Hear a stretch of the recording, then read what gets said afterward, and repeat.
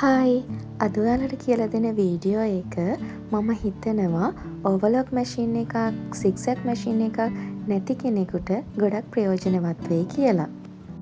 අද මම ඔයාලට ක්‍රම 3ක් කියලා දෙනවා. මේක තමයි පළවෙනි ක්‍රමය. අපට අවශ්‍ය කරන රෙදි කොටස් දෙක එක මතයක තියාගන්නවා.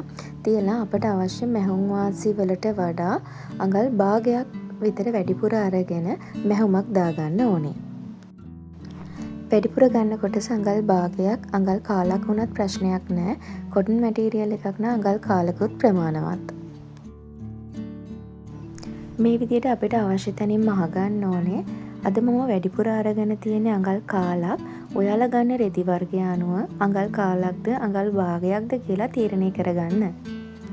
ඒ වගේම ඔයාලට පැහැදිලි කරන්න ඕන නිසා තමයි මේ වගේ පොඩි රෙදි කොටස් අරගෙන සුදු පාට නූලෙන් මහලා පෙන්නන්නේ.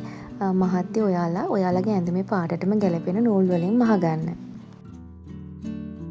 දැන් මේ වීඩියෝ එකේ පෙන්නන විදිහට මේ කොටස් දෙක මේ විදිහට ඇතුළට නමා ගන්නවා. ඊට පස්සේ නැමපු කොටස් දෙක ආයෙත් එක මතයක තියලා මැහුමක් දාගන්නවා.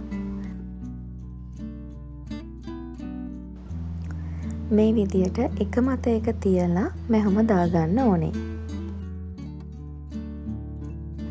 ඔයාලට පැහැදිලි වෙන්න මේ සම්පූර්ණ කොටසම මහලා පෙන්නනවා.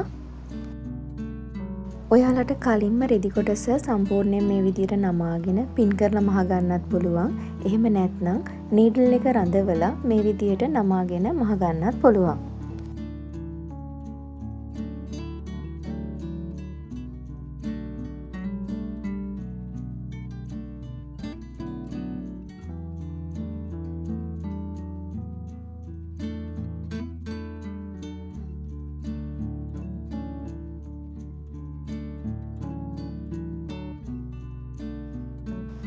මේ තියෙන්නේ මහගත්තට පස්සේ බලන්න ඒක ලස්සනට ෆිනිෂින්ග්ව තියෙනවා.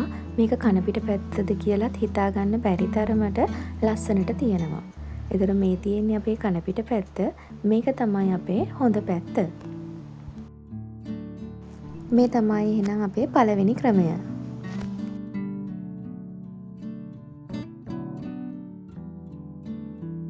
දැන් අපි බලමු දෙවෙනි ක්‍රමය. මේකෙත් අර වගේම පොඩි රෙදි කොටස් දෙකක් තමයි මම අරගෙන තියෙන්නේ. ඉතින් ඒ කොටස් දෙක මේ විදිහට එක මතයක තියාගන්නවා. ඊට පස්සේ එක කොටසක් මේ විදිහට එළියට ගන්නවා. මේක ඔයාලා කපා ගද්දි එක කොටසක් විතරක් අඟල් භාගයක් එහෙම නැත්නම් අඟල් කාලක් වැඩිපුර කපා ගන්න. කොටස් දෙකම වැඩිපුර කපා ගන්න අවශ්‍ය නැහැ. එක කොටසක් විතරයි මේකෙදි වැඩිපුර කපා ගන්නේ. මේ විදිහට කොටස් දෙකම අහුවෙන්න මහ ගන්න ඕනේ. අපි මේ ක්‍රමය භාවිතා කරන්නේ ගොඩක් අර වැඩිපුර අපි මේ මැහුම් වාසි තියාගන්න නැති ඇඳුම් සඳහා. සමහර ඇඳුම් වලට අපි අඟල් එකමාර වගේ මැහුම් වාසි තියෙනවනේ. ඒ ක්‍රමය අපිට මේකෙන් ගන්න බෑ. ඒ ක්‍රමේ පළවෙනි ක්‍රමයේ යටතේ අපිට ඒක භාවිතා කරන්න පුළුවන්. නමුත් මේ ක්‍රමයේදී ඒ වගේ මැහුම් වාසි තියෙනවා නම් මේ ක්‍රමය භාවිතා කරන්න බෑ. වීඩියෝ එකේ ඔයාලට පේන්න ඇති එකපාරක් මැහුම ගාවට නමලා ඊට පස්සේ තවත් වතාවක් නමලා තමයි මහ ගන්න ඕනේ. මං ආයි පාරක් ඔයාලට පැහැදිලි කරන්නම්. මේ වගේ අර වැඩිපුර තියාගත්ත කොටස මැහුම ගාවට එකපාරක් නමා ගන්නවා. ඊට පස්සේ ආයෙ වතාවක් ඒ කොටසම මෙහෙම මැහුම වැහෙන විදියට නමලා මහ ගන්නවා. මේක තමයි අපේ දෙවැනි ක්‍රමය. එතකොට මේක මම අර කලින් කීවා වගේ මැහුම් වාසි ගොඩක් තියාගන්න ඇඳුම් වලට මේක භාවිතා කරන්න බෑ. ඉතින් මේකත් අර වගේම ලස්සනට ෆිනිෂින් එක තියෙනවා. මැහුම් වාසි අඟලක් අඟල් දෙකක් විතර තියාගෙන ඇඳුම් වලට භාවිතා කරනවා නම් ඔයාලා ඒක මේ විදියට අර අපි කලින්ම දාගත්ත මැහුම ගාවට නමන්නේ නැතුව ඕනනම් මහ ගන්න පුළුවන්. එතකොට ඒක මේ විදිහට මහන්න එපා. අර අපිට අවශ්‍ය තැනින් තමයි මහ ගන්න ඕනේ. අපි දැන් බලමු තුන්වෙනි ක්‍රමය. ඒකටත් මේ වගේ රෙදි කොටස් දෙකක් අරගෙන තියෙනවා. රෙදි කොටස් දෙක මේ විදිහට එක මතයක තියලා අපිට අවශ්‍ය මැහුම් වාසි වලට වඩා අඟල් භාගයක් එහෙම නැත්නම් අඟල් කාලක් වැඩිපුර තියලා මැහුමක් දා ගන්නවා.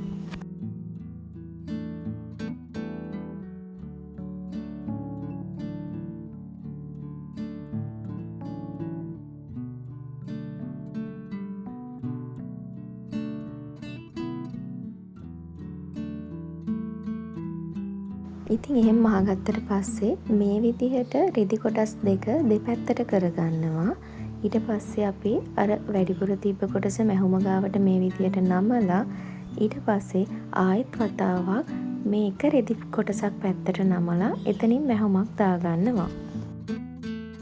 මේ විදිහට එකම පැත්තකට තමයි නමා ගන්න ඕනේ.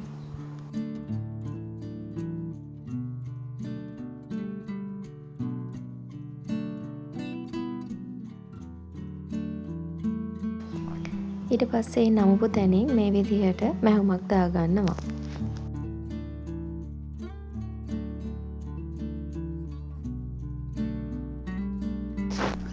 මේක මහගද්දි ඔයාලා මේ විදිහට රෙදි කොටස් දෙක අතින් දෙපැත්තට ඇදලා තමයි මහගන්න ඕනේ. එහෙම නැති වුණොත් හොඳ පිට පැත්තෙන් රැලි ස්වභාවයක් ඇති වෙන්න ඉඩ තියෙනවා. මේ ක්‍රමයක් අපිට මැහුම් වාසි ගොඩක් තියෙන ඇඳුම් වලට භාවිතා කරන්න බෑ.